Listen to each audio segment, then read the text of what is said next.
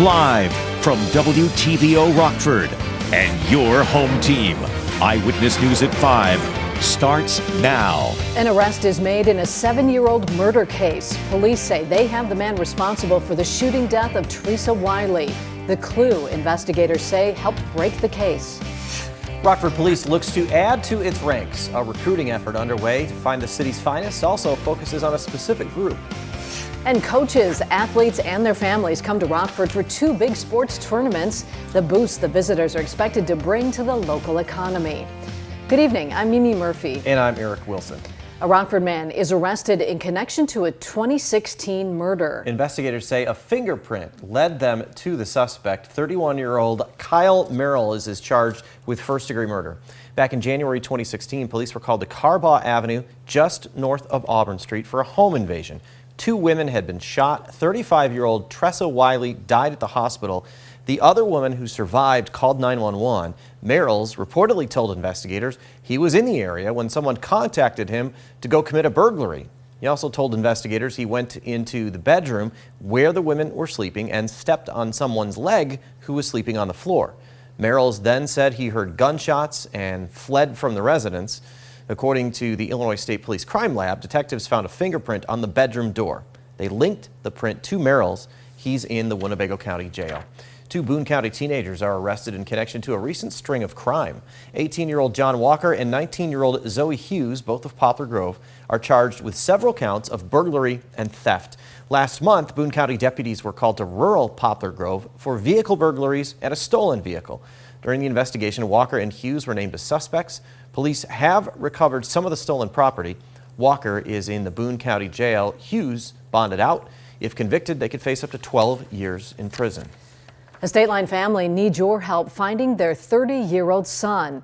Anthony Thounsavath hasn't been seen in almost 2 weeks. Family members say Anthony left his Belvidere home back on February 25th. He was taken to O'Hare Airport in a taxi. According to security cameras, Thounsavath was dropped off at the airport.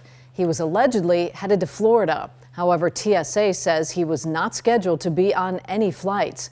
Anthony's a white male, 5'8" with black hair and brown eyes. He was last seen wearing a black jacket with gray sweatpants. Anthony has been diagnosed with multiple mental health challenges and left without his medication. If you have any information, call the Belvidere Police Department or Boone County Crime Stoppers.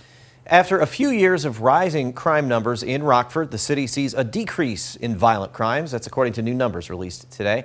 Shots fired calls are down 33%. Auto thefts dropped nearly 30%.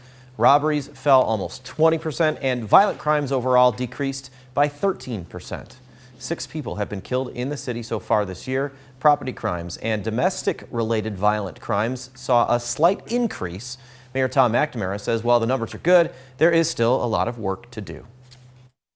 But overall violence is starting to, or I shouldn't say starting, is continuing to move in the right direction.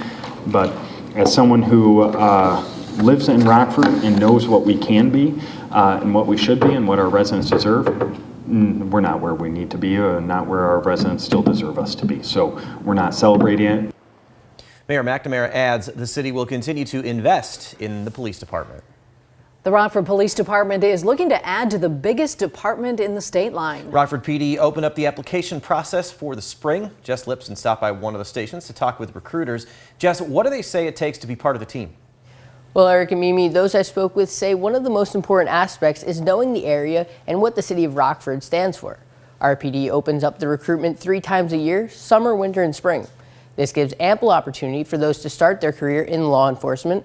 Someone I spoke to became a canine officer just 5 years after joining. He is also a part of the SWAT team. With the size of the department, I was told the possibilities to grow are endless. The first step, though, is apply.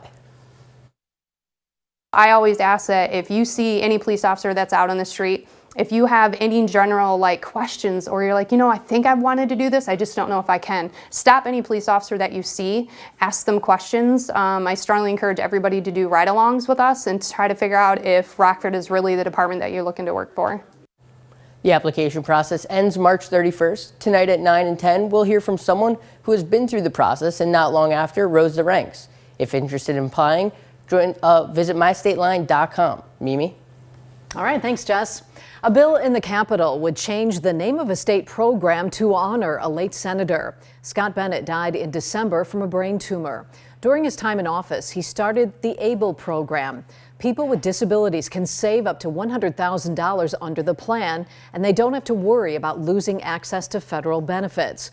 A new proposal would change the name to the Senator Scott Bennett ABLE program. The sponsor, Paul Ferracci, was appointed to fill Bennett's seat. He says this is a way to honor Bennett's legacy. I think Scott has been an incredible advocate for the disability community and the families that help coalesce around those people with disabilities, and he's been a strong advocate for years, and so this just seemed very appropriate to bring this home. The proposal has passed out of committee. It's St. Patrick's Day weekend, and there's a lot going on in Rockford this weekend. That includes a wrestling tournament. Raquel Delgado previews the event and shows us why many people in the Forest City are excited. Some of our guys have been here before, but myself, this is my first time. Carlos Garcia made his way to Rockford from West Chicago, all to support his son and team. Martinez Fox Valley Elite compete in the IKWF state tournament at the BMO Center. Carlos tells me he wrestled all throughout high school, but it was nothing like this. I knew it was going to be big. I didn't realize it was this big, and it's awesome. It's awesome. And then here at the BMO Center, I think it's perfect. And is thrilled to check out the city. We got hundreds of people here today. You can see how much it's grown, and it's an excitement. I know Rockford's excited to have all the teams here and to host it. The wrestling tournament is a state tournament, so there's kids and people from all across the state of Illinois. Our volleyball tournament, there's people from across the nation.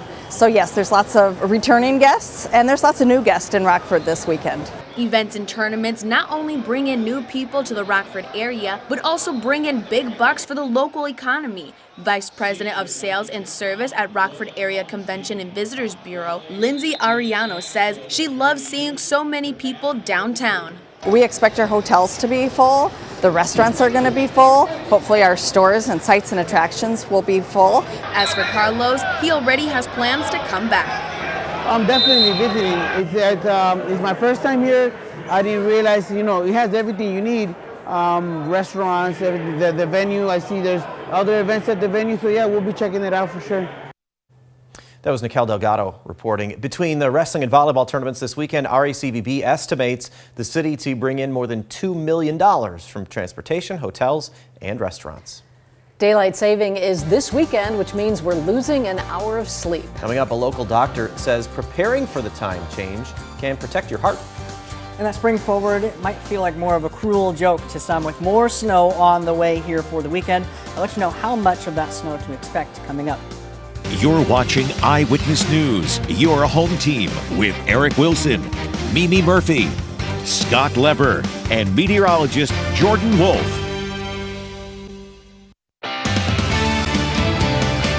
As Americans prepare to spring forward this weekend for daylight saving, health experts are asking Congress to make the change permanent. They say public health and safety would benefit from eliminating the time change.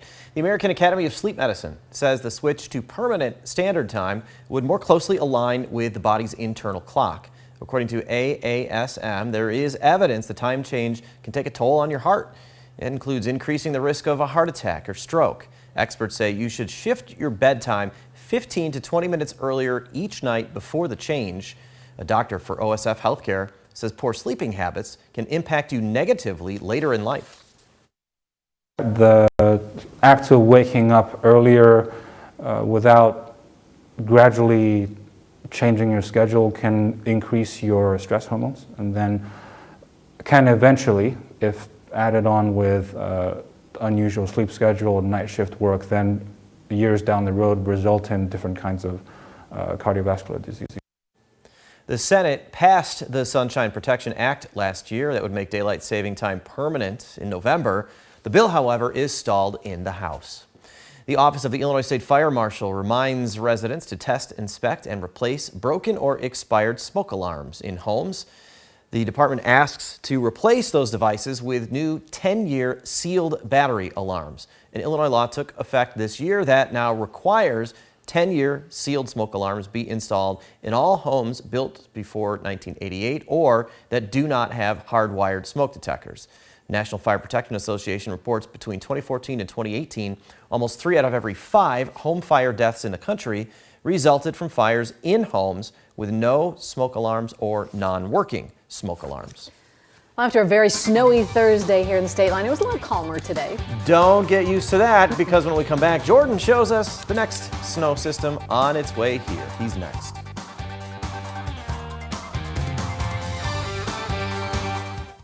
Now, your first warned weather forecast from meteorologist Jordan Wolf. Well, snow lovers woke up to a winter wonderland, and still we're in meteorological spring, actually, astronomical spring, not too far away.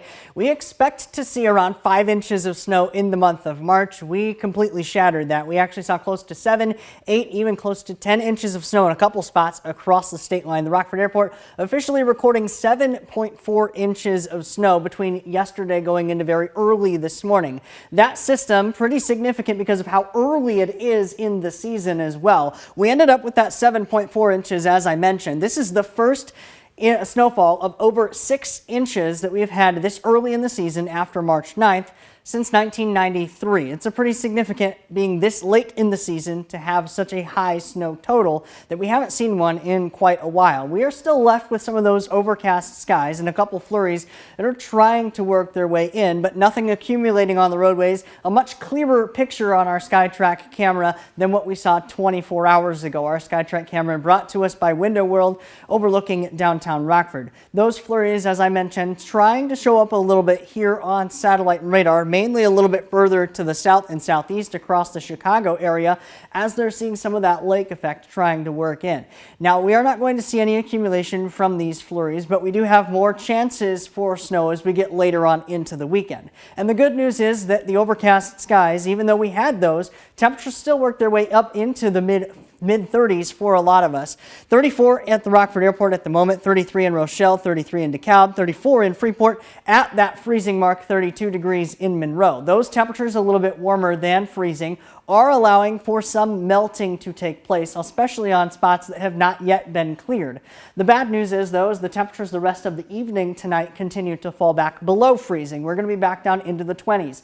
24 degrees for the overnight low, a little bit cooler, and that could allow for some slick spots to develop, maybe some icy patches on spots that had not yet been cleared, shoveled, or plowed as those temperatures fall back below freezing overnight tonight. For the afternoon tomorrow, though, we are back above freezing, a lot more cloud cover for the afternoon, back up to 36 degrees for that high, and then we get more snow chances as we get later and later into the evening. The initial chances for snow do hold off for most of the afternoon tomorrow. Futurecast showing some of those initially trying to clear temperatures, or at least trying to clear with those skies overnight tonight, but we're left with more than enough clouds tomorrow. A lot of that cloud cover sticking with us, temperatures back into the 30s.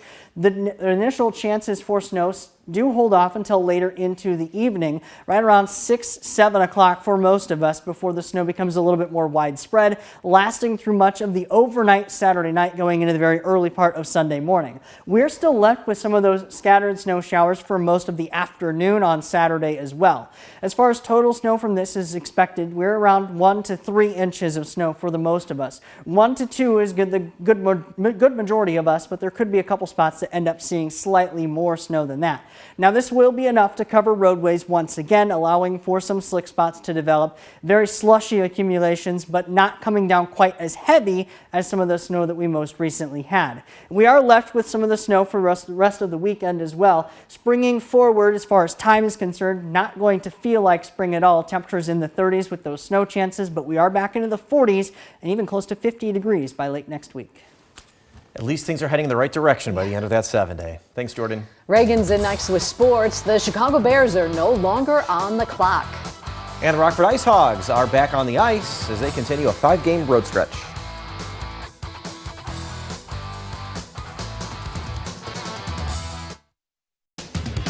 Now sports with Reagan Holgate.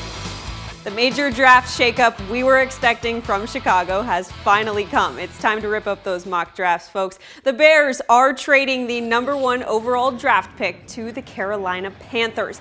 In return, they get the #9 pick. That's a swap with Carolina. They also get a second-round pick, a 2024 first-rounder, and 2025 second-round pick. The terms conclude with the addition of star wide receiver DJ Moore. Sources say the Bears wanted Moore and to know they had him before free agency, which obviously they do now. And with this, the Carolina Panthers are now on the clock.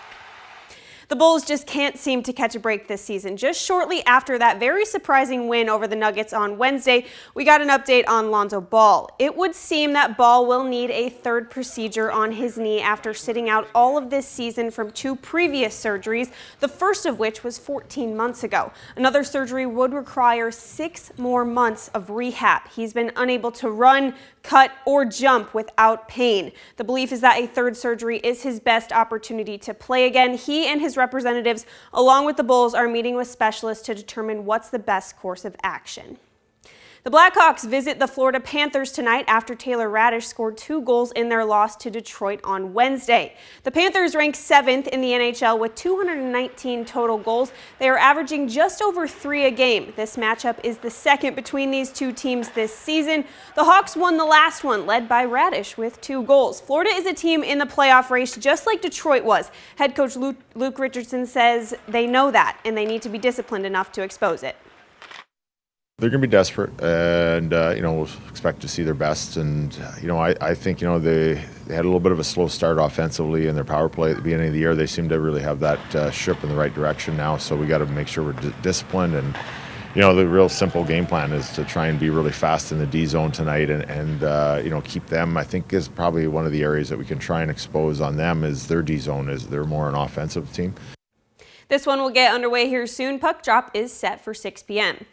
The Ice Hogs are also back on the ice tonight in Grand Rapids. They continue their 5-game road stretch against the Griffins. This is the 6th head-to-head battle between the division rivals this season. Rockford is currently 4th in the Central Division with 62 points. The Griffins remain in 7th with 50. The newly acquired Rocco Grimaldi will be someone to watch tonight. He leads the Hogs in scoring. 6 p.m. the start time on this one.